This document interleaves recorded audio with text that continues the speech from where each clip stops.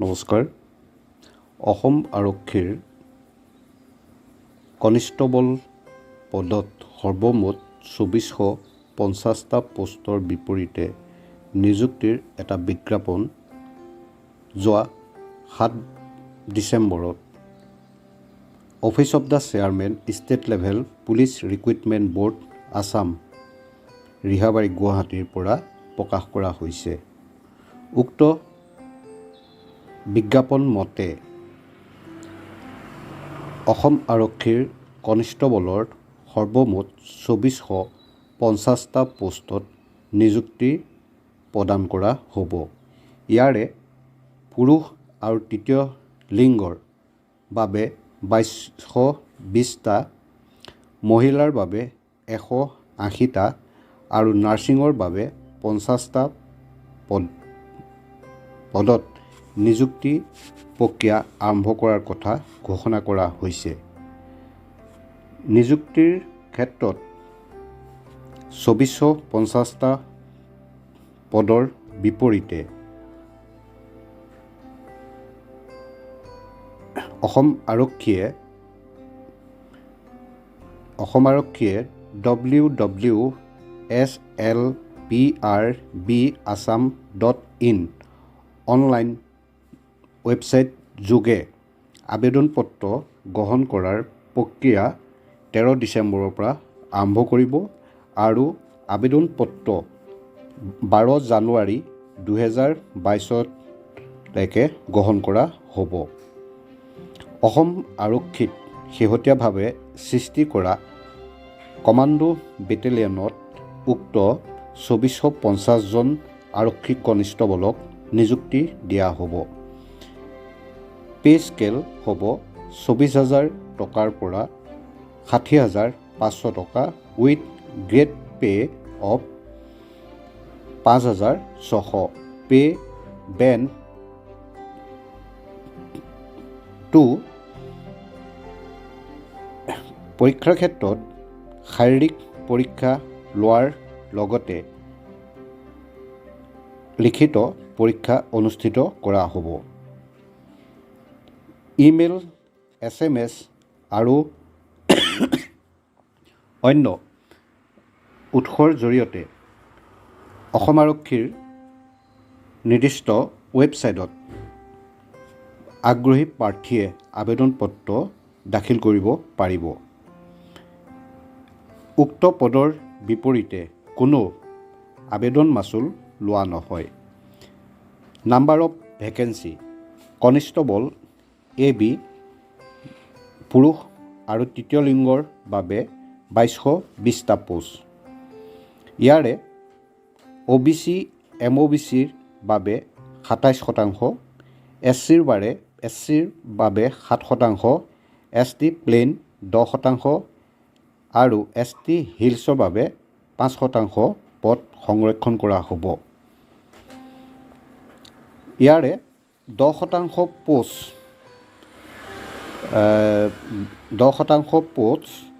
EWS যিসকল SC ST আৰু OBCৰ সংৰক্ষণৰ ভিতৰত নপৰে তেওঁলোকৰ কাৰণে সংৰক্ষণ থাকিব। কনিষ্টবল AB ফিমেল পোষ্ট মহিলাৰ কাৰণে ১৮০টা পোষ্ট আছে। ইয়াৰে OBC MOBCৰ বাবে ২৭%, SCৰ বাবে 7%, ST প্লেইনৰ বাবে 10%, ST হিলছৰ বাবে 5% পদ সংৰক্ষণ কৰা হ'ব। আনহাতে 10% পদ EWS যিখিনি SC ST আৰু OBCৰ ভিতৰত পৰে তেওঁলোকৰ কাৰণে সংৰক্ষণ কৰা হ'ব। কনিষ্টবল AB নাৰ্ছিঙৰ ৫০টা পদ আছে। ইয়াৰে OBC MOBCৰ বাবে ২৭%, SCৰ বাবে 7%, ST প্লেইনৰ বাবে 10%, ST হিলছৰ বাবে 5% পদ সংৰক্ষণ কৰা হ'ব। 10% পদ EWSৰ যিখিনি SC ST আৰু OBCৰ সংৰক্ষণৰ ভিতৰত পৰে তেওঁলোকৰ কাৰণে সংৰক্ষণ কৰা হ'ব। কনিষ্টেবল AB নাৰ্ছিং 50টা পোষ্ট। ইয়াৰে 27% পোষ্ট OBC MOBCৰ বাবে, SCৰ বাবে 7%, ST প্লেনৰ বাবে 10% আৰু ST হিলৰ বাবে 5% পদ সংৰক্ষণ কৰা হ'ব। আনহাতে ক্ৰীড়া ক্ষেত্ৰত বিশেষ পাৰদৰ্শিতা দেখুওৱা ব্যক্তিৰ বাবে 5% পদ সংৰক্ষণ কৰা হ'ব। যিসকল ক্ৰীড়া ক্ষেত্ৰৰ লোকে ৰাষ্ট্ৰীয়, আন্তঃৰাষ্ট্ৰীয় বা ৰাজ্যিক পৰ্যায়ত অসমক প্ৰতিনিধিত্ব কৰি পাৰদৰ্শিতা প্ৰদৰ্শন কৰিছে, আন্তঃৰাষ্ট্ৰীয় অলিম্পিক কমিটি আৰু ভাৰতীয় অলিম্পিক এছ'চিয়েশ্যনৰ দ্বাৰা যিসকলক যোগ্যতা সম্পন্ন প্ৰাৰ্থীৰূপে ঘোষণা কৰা হৈছে, স্বীকৃতি প্ৰদান কৰা হৈছে, তেওঁলোকৰ কাৰণে 5% পদ সংৰক্ষণ কৰা হৈছে। যিখিনি ভাৰতীয় অলিম্পিক সন্থাই আৰু ইণ্ডিয়ান অলিম্পিক কমিটিয়ে স্বীকৃতি প্ৰদান কৰা 39টা ক্ৰীড়া ক্ষেত্ৰৰ পাৰদৰ্শিতাপূৰ্ণ প্ৰাৰ্থীৰ বাবে এই পদসমূহ সংৰক্ষণ কৰা হ'ব। এনে ক্ষেত্ৰত ক্ৰীড়া ক্ষেত্ৰৰ প্ৰাৰ্থীয়ে উপযুক্ত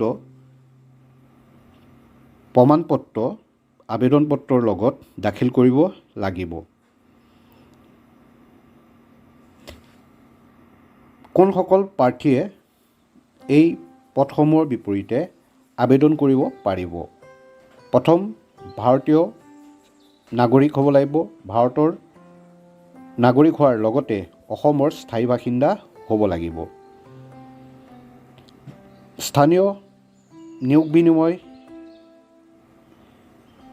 কেন্দ্ৰত প্ৰাৰ্থীৰ এমপ্লয়মেণ্ট এক্সচেঞ্জত প্ৰাৰ্থীৰ নাম পঞ্জীভুক্ত হ'ব লাগিব। প্ৰাৰ্থীয়ে অসমীয়া বা অন্য যিকোনো ৰাজ্যিক ভাষা জনাটো বাধ্যতামূলক। বয়স 18ৰ পৰা 21 বছৰ।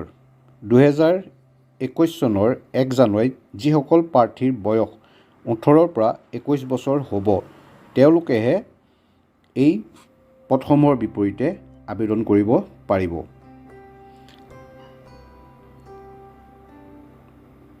SC ST প্লেন ST হিলছৰ বাবে 5 বছৰ পদ অতিৰিক্তভাৱে দিয়া হৈছে। OBC MOBC প্ৰাৰ্থীৰ ক্ষেত্ৰত 3 বছৰ বয়স সীমা বৃদ্ধি কৰা হৈছে। আন্তঃৰাষ্ট্ৰীয়, ৰাষ্ট্ৰীয় ক্ৰীড়া ক্ষেত্ৰত পাৰদৰ্শিতা দেখুওৱা প্ৰাৰ্থীৰ বাবে 3 বছৰ বৃদ্ধি কৰা হৈছে। আন্তঃৰাষ্ট্ৰীয় অলিম্পিক কমিটি আৰু ইণ্ডিয়ান অলিম্পিক এছ'চিয়েশ্যনে দ্বাৰা স্বীকৃতিপ্ৰাপ্ত ৰাষ্ট্ৰীয় আৰু আন্তঃৰাষ্ট্ৰীয় পৰ্যায়ৰ বা ৰাজ্যিক পৰ্যায়ৰ ক্ৰীড়া ক্ষেত্ৰত পাৰদৰ্শিতা প্ৰদৰ্শন কৰা প্ৰাৰ্থীৰ বাবে এই বয়সসীমা ৰেহাই ব্যৱস্থা কৰা হৈছে। State level police recruitment board Assam Rehabari গুৱাহাটীৰ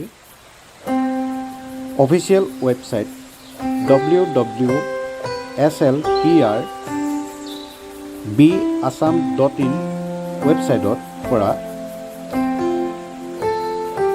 আৰক্ষীৰ কনিষ্টেবল নিযুক্তিৰ বিজ্ঞাপনৰ ফৰ্মেট আগ্ৰহী প্ৰাৰ্থীয়ে ডাউনলোড কৰি ল'ব পাৰিব। শাৰীৰিক সুস্থতাৰ পৰীক্ষা অনুষ্ঠিত কৰা হ'ব আৰু এই পৰীক্ষাত উত্তীৰ্ণসকলেহে লিখিত পৰীক্ষাত উত্তীৰ্ণ হ'বৰ বাবে যোগ্যতা অৰ্জন কৰিব। শাৰীৰিক সুস্থতা পৰীক্ষা 80 মাৰ্কৰ হ'ব। ইয়াৰে 80 মাৰ্ক পুৰুষ আৰু তৃতীয় লিংগৰ বাবে আৰু 60 মাৰ্ক মহিলা প্ৰাৰ্থীৰ বাবে।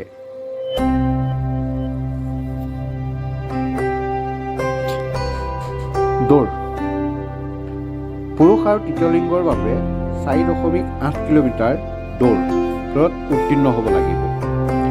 লং জাম্প ন্যূনতম 365 চেণ্টিমিটাৰ লং জাম্পত উত্তীৰ্ণ হ'ব লাগিব আৰু এই ক্ষেত্ৰত 3বাৰ সুবিধা দিয়া হ'ব। 100 মিটাৰৰ ৰেচ 15 ছেকেণ্ডৰ ভিতৰত পাৰ হ'ব লাগিব। আনহাতে যদি এজন প্ৰাৰ্থীয়ে টেষ্ট পৰীক্ষাত এটা ক্ষেত্ৰৰ বাহিৰে দ্বিতীয় ক্ষেত্ৰত যদি তেওঁ অৱতীৰ্ণ হোৱাৰ চেষ্টা কৰে তেনে প্ৰাৰ্থীৰ প্ৰাৰ্থিত্ব নাকচ কৰা হ'ব। আবেদন পত্ৰৰ লগত প্ৰাৰ্থীয়ে নিজৰ ইমেইল এড্ৰেছ আৰু মোবাইল ফোন নম্বৰ দিব লাগিব।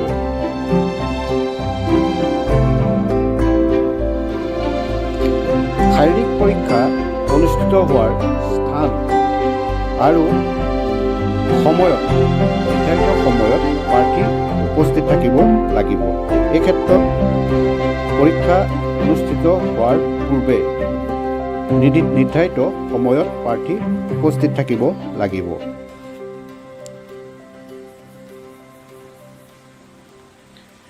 নিৰ্বাচনৰ পদ্ধতিটো যিসকল আবেদনকাৰী প্ৰাৰ্থীৰ আবেদন পত্ৰ পৰীক্ষা কৰাৰ অন্তত তথ্যপাতি শুদ্ধ প্ৰমাণিত হ'ব তেওঁলোকক শাৰীৰিক পৰীক্ষাৰ বাবে নটিচ দিয়া হ'ব আৰু তেওঁলোকক মেডিকেল অফিচাৰে নিযুক্তি বৰ্ডৰ মেডিকেল অফিচাৰে স্বাস্থ্য পৰীক্ষা কৰিব। প্ৰাৰ্থীয়ে পঠিওৱা আবেদন কৰা প্ৰাৰ্থীয়ে পৰীক্ষা অনুষ্ঠিত হোৱাৰ সময়ত ফটোষ্টেট কপিৰ লগতে নিজৰ মূল প্ৰমাণপত্ৰখিনি লগত লৈ আহিব লাগিব। মেডিকেল ষ্টেণ্ডাৰ্ড বা স্বাস্থ্য সম্পৰ্কত আবেদনকাৰী প্ৰাৰ্থী দৃষ্টিশক্তি সঠিক হ'ব লাগিব আৰু তেওঁলোকৰ কোনো শাৰীৰিক বিসংগতি থাকিব নোৱাৰিব। শাৰীৰিক আৰু মানসিক স্বাস্থ্য ঠিক থকাৰ লগতে কোনো শাৰীৰিক বিসংগতিৰ পৰা যেনে ডায়েবেটিছ, হাৰ্মনিয়া পাইলছ, স্নায়ুজনিত বিভিন্ন বেমাৰ আদিৰ আক্ৰান্ত হ'ব নোৱাৰিব। দৃষ্টিশক্তি 6/6 ন্যূনতম হ'ব লাগিব।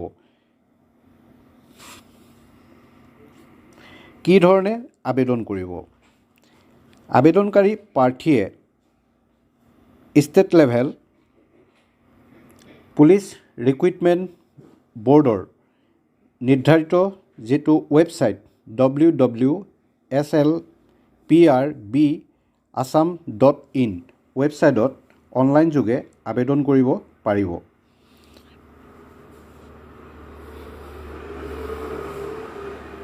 আবেদন কৰাৰ ক্ষেত্ৰত আবেদনকাৰী প্ৰাৰ্থীয়ে প্ৰথমতে নিৰ্দিষ্ট পৰ্টেলত গৈ নিজৰ মোবাইল নম্বৰ পঞ্জীয়ন কৰিব লাগিব আৰু এই যিটো নম্বৰ তেওঁলোকে পঞ্জীয়ন কৰিব নিযুক্তি প্ৰক্ৰিয়া সম্পূৰ্ণ নোহোৱা পৰ্যন্ত সেই নম্বৰটো পৰিৱৰ্তন নকৰিবলৈ পৰামৰ্শ দিয়া হৈছে। যিসকল প্ৰাৰ্থী লিখিত আৰু শাৰীৰিক পৰীক্ষাত উত্তীৰ্ণ হ'ব তেওঁলোকে যিকোনো ক্ষেত্ৰতেই যিটো ID নম্বৰ দিয়া হ'ব সেই ID নম্বৰৰ জৰিয়তে যোগাযোগ ৰাখিব লাগিব। আবেদনকাৰী প্ৰাৰ্থীয়ে অসম আৰক্ষীৰ পৰ্টেলত নিজৰ প্ৰফাইল আপলোড কৰিব লাগিব।